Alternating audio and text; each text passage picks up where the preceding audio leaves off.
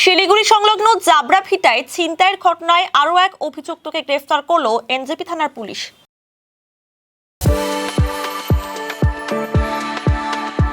We are the dreamers, the achievers, and the leaders.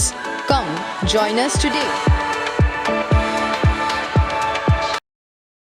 প্রসঙ্গত গত বৃহস্পতিবার সন্ধ্যায় ঠাকুরনগরের বাসিন্দা সরস্বতী মণ্ডল বাড়ি থেকে বেরিয়ে কাজের উদ্দেশ্যে অন্যত্র যাচ্ছিলেন। জাবরাভিটা এলাকায় আচমকা চারজন দুষ্কৃতী মোটর বাইকে সে বৃদ্ধাকে আটকে মুখ চেপে ধরে। এরপরই বৃদ্ধার কানের গলার মালা ও আংটি খুলে নিয়ে ঘটনাস্থল থেকে চম্পট দেয়। ঘটনার পরই পুলিশে অভিযোগ দায়ের করা হয়। তদন্তে নেমে অম্বিকানগর থেকে বিশ্বজিৎ চৌধুরী ওরফে বিটলাকে গ্রেফতার করে এনজেপি থানার সাদা পোশাকের পুলিশ।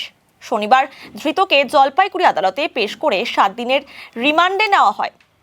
এরপর আশিঘর থেকে সোমবার রূপু কর্মকার নামে আরেক অভিযুক্তকে গ্রেফতার করে পুলিশ। পূর্ব হাতিয়াডাঙ্গায় তার বাড়ি থেকে উদ্ধার হয় চুরি যাওয়া সোনার অলংকার। ধৃতকে মঙ্গলবার জলপাইগুড়ি আদালতে পাঠানো হয়। গোটা ঘটনার তদন্তে পুলিশ।